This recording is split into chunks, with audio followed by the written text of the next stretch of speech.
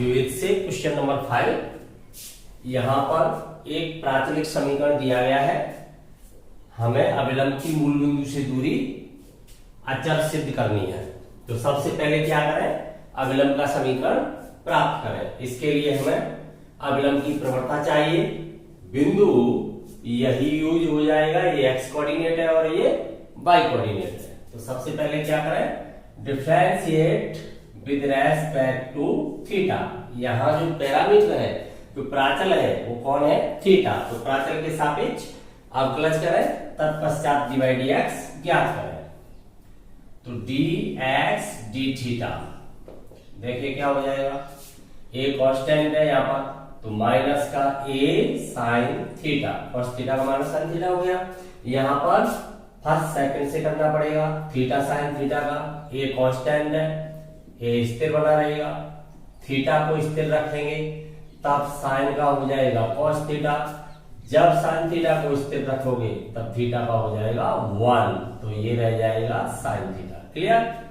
और यहां से हमें dx d थीटा फाइंड होगा। देखिए माइनस का a साइन थीटा और यहां से प्लस का a साइन थीटा आएगा, तो ये लेफ्ट हो जाएगा, तो केवल अपने पास रह जाएगा a theta cos theta. Clear. अब dy d थीटा फाइंड करें, तो यहां पर a कांस्टेंट है, साइन थीटा का क्या हो जाएगा, cos थीटा। ठीक इसी प्रकार से फर्स्ट सेकंड से यहाँ पर किया जाएगा। तो यहाँ पर आपका a कांस्टेंट है, आप देखिए थीटा को स्थिर रखेंगे, cos का करोगे तो cos का क्या आएगा, माइनस आएगा, तो माइनस का थीटा साइन थीटा हो जाएगा, प्लस थीटा का 1 हो जाएगा, तो क्या रह जाएगा, cos थीटा। तो टोटल क्या फाइंड हुआ, dy theta a cos theta, और यहाँ पर ये मल्टीप्लाई में जाएगा तो माइनस का a cos थीटा, ये लेफ्ट हो जाएगा, माइनस माइनस क्या हो जाएगा, प्लस, तो प्लस का अपने पास केवल रह जाएगा a थीटा साइन थीटा। अब dy dx फाइंड करते हैं, तो हम जानते हैं dy dx ऊपर हो जाएगा dy d theta is divide by dx d theta. Parametric पहले ही पढ़ चुके हैं इन्हें, तो वैल्यू लगाएं, a theta sine theta is divide by a theta cos theta.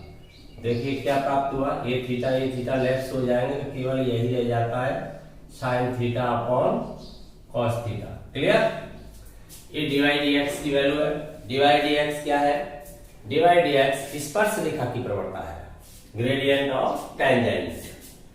किस बिंदु पर, जो बिंदु x y है, यहां पर बिंदु यही प्रयुक्त किया जाएगा। तो देखिए इस पर अभिलंब की प्रवणता क्या हो जाएगी, इसका ऋणात्मक व्युत्क्रम। तो सीधा अभिलंब का समीकरण लगाते हैं। अभिलंब का समीकरण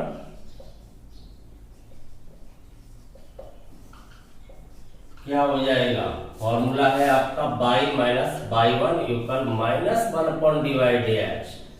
स्पर्श रेखा की प्रवणता का ऋणात्मक व्युत्क्रम, क्योंकि अभिलंब स्पर्श रेखा पर लंब होता है।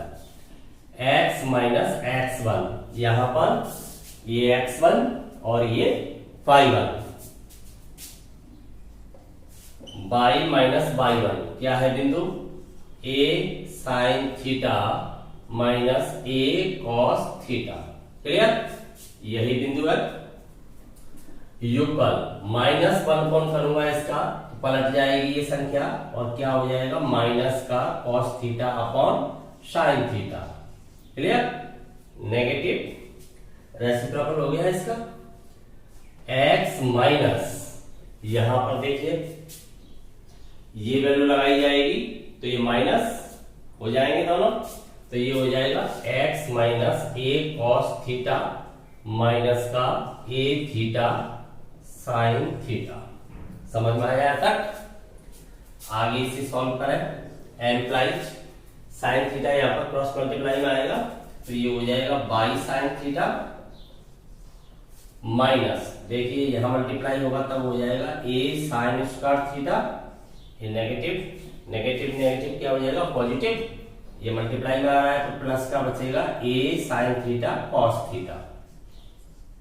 यूकल ऐसे ही मल्टीप्लाई यहां पर करेंगे तो माइनस का x cos theta minus minus क्या हो गया प्लस, तो प्लस का ये हो जाएगा a cos स्क्वायर थीटा, ये भी प्लस हो जाएगा, तो प्लस का हो जाएगा a theta sine theta cos theta.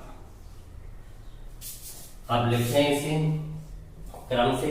व्यापक रूप जो होता है रेखा के समीकरण का, उसमें x वाला पद, y वाला पद, अचर पद, तो x वाले पद को इधर लाएंगे तो ये हो जाएगा x cos theta plus y वाला पद है y sin theta equal a sin theta cos theta, a sin theta cos theta. Ellipse हो गए। यहां पर देखिए माइनस का a sin स्क्वायर थीटा, ये भी इधर लाऊंगा तो माइनस का a cos स्क्वायर थीटा इधर ही रख लेते हैं, तो माइनस ए मैंने कॉमन ले लिया, तब अपने पास बचेगा sine square theta plus cos square theta. Clear? Equal क्या रह गया? 0। कौन से रूप में लिख दिया गया है? रेखा के व्यापक समीकरण के रूप में ax plus by plus c equal 0। अब हम जानते हैं sine square theta plus cos square theta की वैल्यू क्या होती है? 1।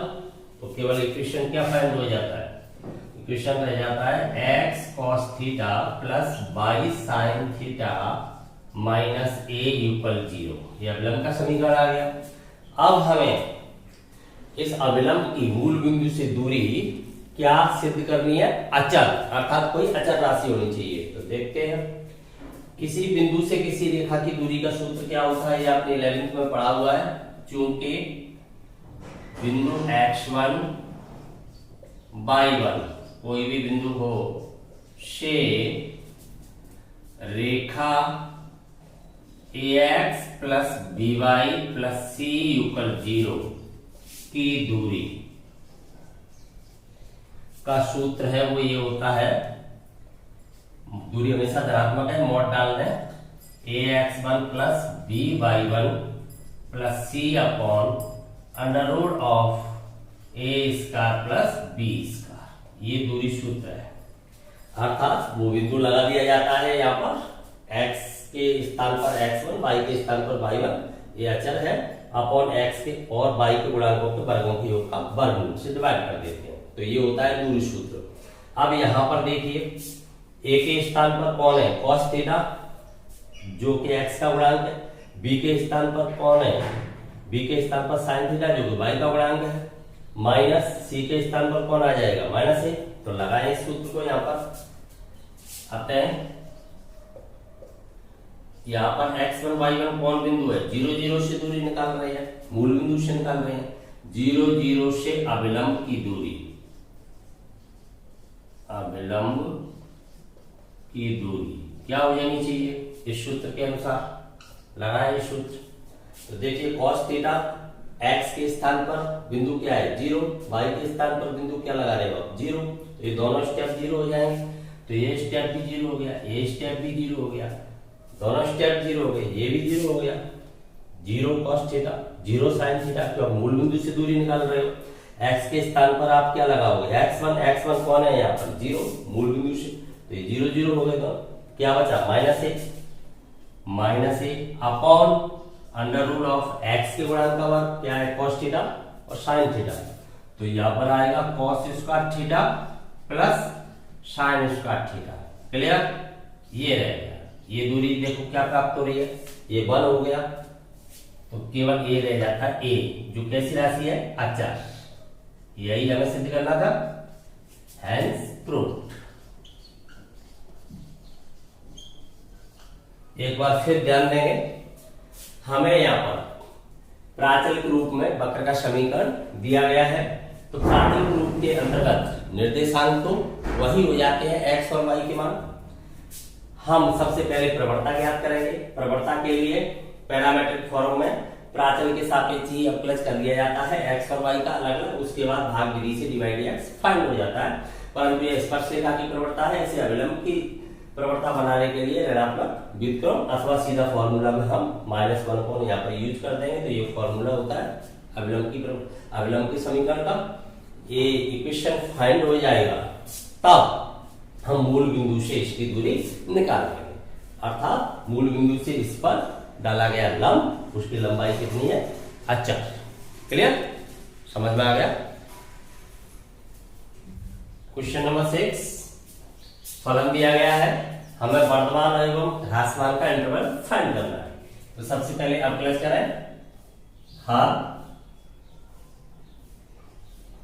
इंटू अंश का अवकलन 4 cos x -2, ये फर्स्ट सेकंड से होगा परंतु माइनस है आगे, ध्यान रखें।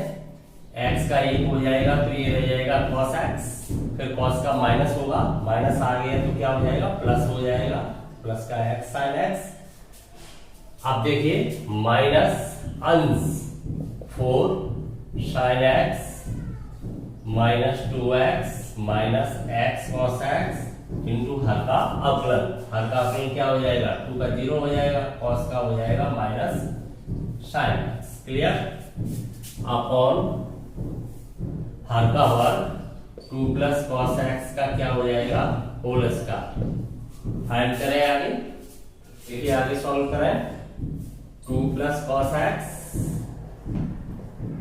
मल्टीप्लाई 4 से 1 सब्ट्रैक्ट हो गया तो कितना बचा अपने पास, 3 cos x -2 plus x sin x। Clear. Minus यहां मल्टीप्लाई करोगे आप तो माइनस माइनस क्या हो जाएगा, प्लस sin x का मल्टीप्लाई आ जाएगा तो ये हो जाएगा 4 sin स्क्वायर x माइनस का 2 x sin x माइनस का x sin x into cos x upon 2 plus cos x का होल स्क्वायर। ठीक है, आगे बढ़े। यहां मल्टीप्लाई करोगे तो ये हो जाएगा आपके पास 6 cos x माइनस का 4 प्लस का 2x sin x। 2 से मल्टीप्लाई हो गया, cos x से मल्टीप्लाई करेंगे तब ये हो जाएगा 3 cos स्क्वायर x माइनस का 2 cos x और ये हो जाएगा प्लस का x sin x cos x। आगे स्टेप है 4 sin square x minus 2x sin x minus x sin x into cos x is divide by 2 plus cos x का whole square. अब देखिए अपने पास क्या रह जाता है, 6 cos x, 2 सब्ट्रैक्ट हो गए तो ये बचता है 4 cos x। ठीक है, -4 दूसरा है नहीं कोई कांस्टेंट, 2x sin x ये नेगेटिव है, 3 cos स्क्वायर x ये इसमें इंक्लूड हो गया, x sin x negative x sin x। Clear. तो यही प्राप्त होता है, प्लस का बचता है अपने पास 4 sin square x is divide by 2 plus cos x का होल स्क्वायर। आगे सॉल्व करें, 4 cos x माइनस 4, या देखिए 3 इससे कॉमन ले लेंगे तो ये रह जाएगा cos square x plus sin square x। यहाँ पर तब कितना रह जाएगा, एक sin स्क्वायर x, एक इसके साथ आपने कॉमन ले लिया तो ये बचेगा आपके पास sin square x upon 2 plus cos x का होल स्क्वायर। यूकल 1 हो गया तो यहाँ पर क्या रह जाएगा, 3, ये -4 माइनस 1 बचेगा तो ये हो जाएगा 4 cos x -1 plus sin square x रह जाएगा जिसे लिख सकते हैं 1 minus cos square x upon 2 plus cos x का होल स्क्वायर। 1 से 1 लेफ्ट हो गया, यहां से कॉमन आ जाएगा cos x, तब अपने पास रह जाएगा 4 minus cos x upon 2 plus cos x का होल स्क्वायर। क्रांतिक बिंदुओं को ज्ञात करें, 4 क्रिटिकल पॉइंट्स,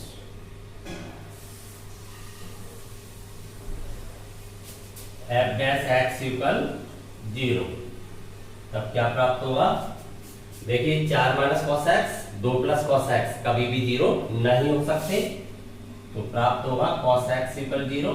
इससे हमें x की एक परिक्रमण के अंतर्गत दो वैल्यू प्राप्त होंगी, एक तो π/2 और एक 3π/2, क्योंकि हमें पता है cos का मान बाई अक्ष पर शून्य होता है, क्योंकि वहां पर क्या हो जाता है, आधार शून्य हो जाता है। क्लियर।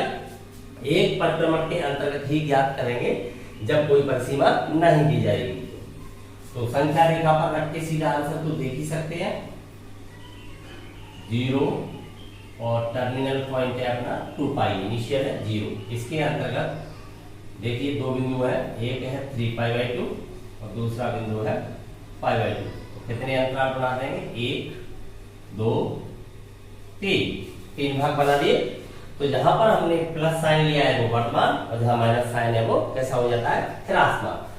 तो हमें पता चल गया 0 π/2 यूनियन से जोड़ना पड़ेगा, और ये हो जाएगा आपका 3π/2 ऊपर फोर्थ क्वाड्रेंट और फर्स्ट क्वाड्रेंट दोनों में cos कैसा होता है, positive.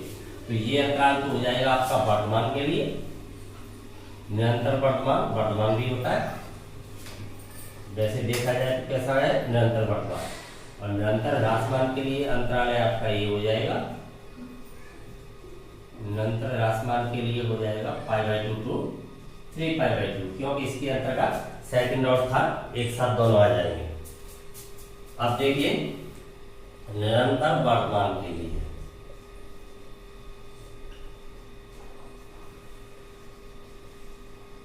f' is greater than 0।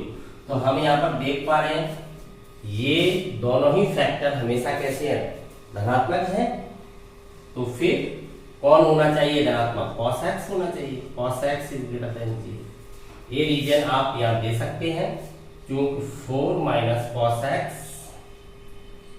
Is greater than 0 and 2 + cos x is greater than 0। ये दोनों हमेशा धनात्मक है। अब इससे क्या प्राप्त होगी आपको लिमिटेशंस, x की वैल्यू आपकी कहां पर बिलोंग करनी चाहिए, आप ये जानते हो ASTC से cos कहां पे पॉजिटिव होता है, फर्स्ट एंड फोर्थ, नेगेटिव कहां होता है, सेकंड एंड थर्ड। तो इसलिए x कहां बिलोंग करना चाहिए, फर्स्ट एंड फोर्थ। फर्स्ट क्या है 0 to π/2 यूनियन, फोर्थ आपका जाएगा 3π/2 to 2π, कैसा है, निरंतर वर्तमान। तथा निरंतर ह्रासमान के लिए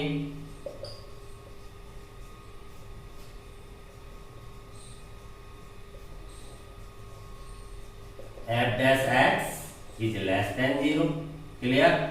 तो इससे क्या प्राप्त होगा आपको, x बिलोंग्स टू, देखिए यहाँ पर एक साथ आ रहे हैं आपके सेकंड और थर्ड, तो इन्हें एक ही इंटरवल में लिखा जा सकता है, π/2 to 3π/2। क्लियर। तो ये निरंतर ह्रासमान के लिए अंतराल प्राप्त होता है, ये निरंतर वर्तमान के लिए प्राप्त होता है। एक बार फिर ध्यान देंगे, हमें यहाँ पर फलन दिया गया था, हमें वर्तमान एवं ह्रासमान का अंतराल ज्ञात करना था। सबसे पहले हमने अवकलज किया, अवकलज ये फाइंड हुआ। इसके बाद हमने संख्या रेखा पर रख करके सीधा आंसर देखा। तो इसके लिए हमें क्रिटिकल पॉइंट्स फाइंड किए। क्रिटिकल पॉइंट्स कितने आ रहे हैं, 2, क्योंकि जब कोई परिसीमा नहीं है त्रिकोणमितीय फलन के अंतर्गत, तो हमें ये ध्यान रखना चाहिए एक परिक्रमण के अंतर्गत ही फाइंड करते हैं परिसीमा, अर्थात एक पूरा परिक्रमण मान लेते हैं 0 to 2π। तो एक परिक्रमण के अंतर्गत हमें क्या होता है, दो जगह प्लस एवं दो जगह माइनस प्राप्त होगा cos की वैल्यू। ये फैक्टर कभी भी नेगेटिव हो नहीं सकते हैं। ठीक है, तो ये संख्या रेखा पर पता लगा लिया। इसके बाद हमने थ्योरी से किया, तो थ्योरी के अंदर क्या है, फलन का मान धनात्मक होना चाहिए वर्तमान के लिए, और ह्रासमान के लिए कैसा होना चाहिए, ऋणात्मक होना चाहिए। निरंतर है इसलिए विकल्प 0 नहीं आएगा। क्लियर, समझ में आ गया। 7 यहाँ पर फलन दिया गया है, हमें वर्तमान एवं ह्रासमान का अंतराल ज्ञात करना है। सबसे पहले क्या करें, अवकलज फाइंड करें। तो देखिए इसका अवकलज क्या हो जाएगा, 3x इसका हो जाएगा -3/x⁴। आगे इसे सॉल्व करेंगे तो x की पावर 4 या एलसीएम आ जाएगा। ये 3 कॉमन ले लें तो ये बचेगा आपके पास x की पावर 6 - 1। इसके फैक्टर कर सकते हो आगे 3। इसके फैक्टर करने के लिए आप इसे ऐसे लिख दें, x² का होल क्यूब -1 का होल क्यूब मान ही सकते हो। x की पावर 4, तो इसके फैक्टर हो जाएंगे a cube minus b cube से। क्या हो जाएंगे फैक्टर? 3 तो आपका 3/x की पावर 4 ये है, और इसके फैक्टर आपके हो जाते हैं x square minus 1 a minus b into A square करोगे तो x की पावर 4 प्लस ab, तो x square plus b square. Clear? तो ये हो गए। अब 4 क्रिटिकल पॉइंट क्रांतिक बिंदुओं को ज्ञात करें। तो क्रांतिक बिंदुओं के लिए f डैश x ट्रिपल क्या होना चाहिए? 0। ये समझ में आ गया फैक्टर कैसे हुए? a cube minus b cube वाला फॉर्मूला लग गया। तो जब ये 0 के बराबर रखोगे, ये सब 0 में चला जाएगा, केवल हमारे पास यही रह जाएगा ना x स्क्वायर माइनस 1। ये फैक्टर कभी 0 हो नहीं सकता क्योंकि पॉजिटिव है दोनों, तो फिर यही रह जाएगा। इससे हमें x की दो वैल्यू फाइंड हो जाएंगी प्लस माइनस 1। अब संख्या रेखा पर रखकर हम सीधा आंसर तो देख ही सकते हैं। एक पॉइंट है अपना -1, एक पॉइंट है +1, ठीक है। तो प्लस माइनस प्लस, तो ये ह्रासमान वाला अंतराल है और ये बढ़मान वाला है। तो निरंतर बढ़मान वाला कौन सा है? निरंतर बढ़मान वाला अंतराल तो अपना है, जोड़ना पड़ेगा यूनियन से, माइनस अनंत -1 यूनियन 1 to अनंत। निरंतर ह्रासमान वाला कौन सा है? निरंतर ह्रासमान आपका रह जाएगा -1 से 1। क्लियर? अब थ्योरी बेस पे देखते हैं। तो निरंतर बढ़मान के लिए क्या होना चाहिए? f dash x is greater than 0। ये आपका धनात्मक है, ये फैक्टर आपका धनात्मक है, तो केवल x square minus 1 is greater than 0। Clear? ये फैक्टर हो जाएंगे x minus 1, x plus 1 is greater than 0। दो संख्याओं का मल्टीप्लाई कैसा है? पॉजिटिव। पॉजिटिव होने के लिए क्या होना चाहिए? जो छोटी वाली संख्या है वो धनात्मक बना दो। तो ये इस प्रकार से ओपन होता है, कई बार बता चुका हूं तुम्हें। इज ग्रेटर देन 0, और ये क्या हो जाएगा? x plus 1 is less than 0। इसे जब ओपन करोगे तो x इज ग्रेटर देन 1, इसे ओपन करोगे x इज लेस देन -1। अब देखिए आपको यहां से प्राप्त हो रहा है x का मान 1 से ऊपर, यहां से प्राप्त हो रहा है 1 से नीचे, तो एक साथ तो लिखा नहीं जा सकता, इंटरवल को यूनियन से जोड़ना पड़ेगा। आप देख पा रहे हैं 1 से ऊपर है वर्तमान या -1 से नीचे है वर्तमान, तो दोनों इंटरवल को एक साथ सबमिट करने के लिए आप ये कर सकते हो। x बिलोंग्स टू या तो 1 से -1 से नीचे आ रहे हो आप, यूनियन, या 1 से ऊपर जा रहे हो। क्लियर? ये इंटरवल फॉर्म हो जाएगी, दोनों को यूनियन से सबमिट कर दिया। अब देखते हैं निरंतर ह्रासमान के लिए।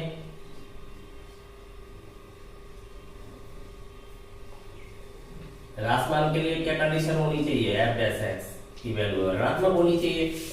Employees x square minus 1 is less than 0। इसके फैक्टर तो आपको पता ही है, x minus 1 and x plus 1 is less than 0। दो संख्याओं का मल्टीप्लाई ऋणात्मक होने के लिए छोटी वाली संख्या ऋण की तो बड़ी वाली, ये दोनों ही नेगेटिव खुल जाएंगे तो पॉजिटिव बन जाएंगे।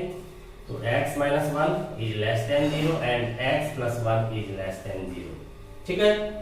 आपको सीधा ये ध्यान है कि जब दो फैक्टर मल्टीप्लाई में आ जाते हैं, जब ग्रेटर की इनक्वलिटीज होती है, तब आप छोटे वाले को क्या कर देते हो? बड़ा, बड़े वाले को छोटा खोल देते हो। इन्हें आप छोटे को छोटा रखते हो, बड़े को बड़ा रखते हो, ऐसे ध्यान रखें। अथवा आपको कई बार मैं समझा चुका हूँ कि दो संख्या को बड़ा ऋणात्मक तभी हो सकता है जब वो विपरीत चिन्ह की हो। तो हमें पता है छोटी वाली ही ऋणात्मक हो सकती है, बड़ी वाली ऋणात्मक हो सकती है। तो x प्लस 1 कैसे खुलेगा? ग्रेटर देन खुलेगा, बड़ी वाली धनात्मक, छोटी वाली ऋणात्मक खुल जाती है। तो इससे प्राप्त हो जाता है x इज लेस देन 1, इससे फाइंड होगा आपको x इज ग्रेटर देन -1। आप देख पा रहे हो x की वैल्यू -1 से ऊपर है, परंतु 1 से कम प्राप्त हो रही है, तो इसे एक ही इंटरवल में लिखा जा सकता है। तो x का बिलोंग करेगा आपका -1 से 1। संख्या रेखा पर भी देख पा रहे हैं निरंतर ह्रासमान के लिए। तो दोनों अंतराल हमें प्राप्त हो जाते हैं। एक बार पुनः ध्यान देंगे, फलन दिया गया था, अपलज हमें आता ही है, अपलज हमने फाइंड किया, उसके बाद फैक्टर कर लिए, फिर क्रिटिकल पॉइंट फाइंड किए, आंसर हमने पहले ही बताया। लगा लिया संख्या रेखा पर रखकर, फिर निरंतर बढ़तवान वाली कंडीशन लगा दी, निरंतर ह्रासमान वाली लगा दी। हमें पता है ये दोनों फैक्टर हमेशा पॉजिटिव है, तो इस पर निर्भर करेगा, तो इसके फैक्टर में आते ही है। और असमिका को सॉल्व करना हमें आता ही है। क्लियर, समझ में आ गया।